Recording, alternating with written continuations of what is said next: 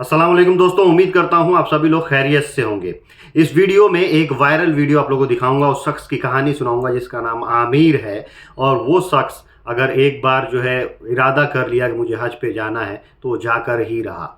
इस कहानी में क्या क्या हुआ, और अल्लाह जिसको बुलाना चाहे उसको बुला ही लेता है। और पाकिस्तान जो है अपने ही नागरिकों का पासपोर्ट कैंसिल कर रहा है।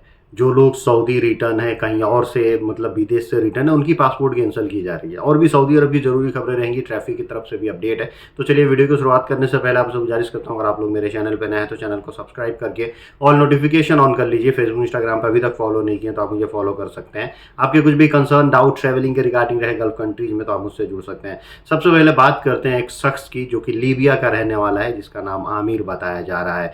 इन दिनों जो है सोशल मीडिया पे काफ़ी वायरल हो रहा है ये शख्स। और इस शख्स की कहानी ये है कि यह इस साल हज करने जा रहा था, और हज करने गए सारे यात्री जितने भी थे, पैसेंजर हाजी लोग, वो सब फ्लाइट में बैठ गए। यही एक बंदा नहीं बैठ पाया क्योंकि कुछ पासपोर्ट में प्रॉब्लम की वजह से सिक्योरिटी चेक में लेट हो गया। बाद में इसका क्लियर हुआ, और जब क्लियर हुआ बैठने की बारी आई तो फ्लाइट का दरवाज़ा जो है गेट बंद हो चुका था, और उसके क्रू मेंबर्स ने, पायलट ने मना कर दिया खोलने से और फ्लाइट उड़ा दी। फ्लाइट लेके चली गई तो इनको जो है वहाँ के स्टाफ्स ने कहा कि जाने दीजिए, हो सकता है इस साल आपके नसीब में हज नहीं था, अल्लाह को मतलब अल्लाह की तरफ से इजाज़त नहीं थी, हो सकता है तो आप नहीं जा पाए, इस साल माफ़ करिए, अगले साल आप चले जाइएगा। अब ये शख्स तो पूरी तैयारी से था, इसने बोला मैं वापस ही नहीं जाऊँगा, मैं हज करने जाऊँगा तो जाऊँगा। जिद पे बैठ गया। अब जिद पे बैठ गया तब तक कुछ देर बाद अनाउंसमेंट होता है कि जो फ्लाइट है वो उसमें कुछ टेक्निकल प्रॉब्लम हो गया। जो फ्लाइट उड़ी थी जिसमें इसको भी जाना था, वो रास्ते में से फिर वापस आ गई और सेम एयरपोर्ट पे लैंड की। तो इसके अंदर खुशी हुई कि चलो भाई अब बैठ जाएंगे। फिर दोबारा जब ये कोशिश किया जाने के लिए तो फिर पायलट ने मना कर दिया कि नहीं भाई, अभी जो है हम नहीं खोल सकते हैं फ्लाइट आपके लिए, आपका जो है बोर्डिंग नहीं मिलेगा आपको। फिर फ्लाइट उड़ गई, जो टेक्निकल प्रॉब्लम थी सही हुआ, फ्लाइट उड़ी। फिर कुछ देर बाद वही हुआ। अब ये शख्स को बार बार बोला गया कि आप चले जाइए, आप अब क्या कर सकते हैं, दूसरा चांस था लेकिन उसमें भी अलाउड नहीं हुआ।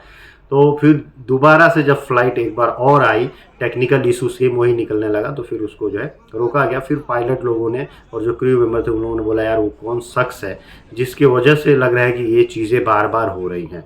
उस शख्स को फिर बुलाया गया, आमिर को बोला नहीं आप भी आओ, साथ में चलो, आपके बिना ये फ़्लाइट नहीं उड़ने वाली है।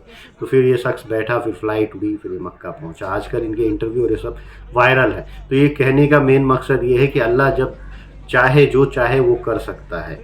वो फ्लाइट और वो सारे हाजी जब तक मकबूल नहीं थे, जब तक ये मिस्टर आमिर जो थे ये उसमें बैठ के नहीं चले जाते।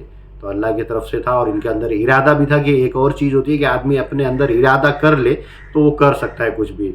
तो इन्होंने इरादा किया, इरादा एकदम क्लियर था, साउंड था, और फिर अल्लाह ने उसमें जो है अपनी रज़ा दिखाई और ये हज के लिए गए। जो लोग भी डिलीवरी बॉय का काम करते हैं सऊदी अरब, उनके लिए जो है अपडेट है। सऊदी अरब में डिलीवरी बॉय यानी कोई सामान खाने पीने का आप पहुंचाने किसी के घर पे जा रहे हैं तो आपको ये चीज़ ध्यान रखना है कि आपको उस टाइम पे जब आप सामान डिलीवर्ड कर रहे हैं तो आपको स्मोकिंग नहीं करना है, कुछ खाना नहीं है, कुछ पीना नहीं है। अगर ये करते हुए पकड़े जाएंगे तो आपको जो है सज़ा हो सकती है, वहाँ पर आप कंप्लेन कर सकते हैं।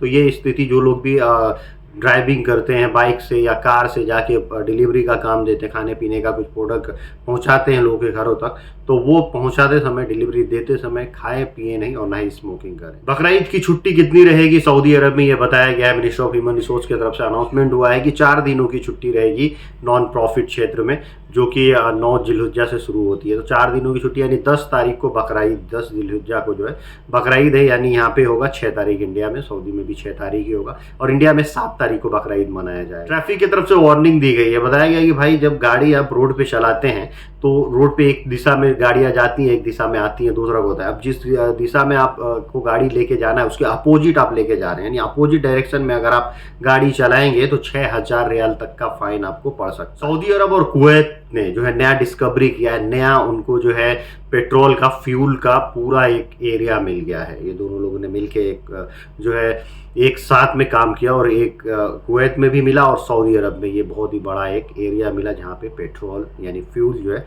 अब इनको मिलने वाला। वीडियो के आखिर में बात करते हैं, आखिर पाकिस्तान अपने ही नागरिकों की जो है उनकी पासपोर्ट को क्यों रद्द कर रहा है, फिर वो लोग कभी विदेश नहीं जा पाएंगे।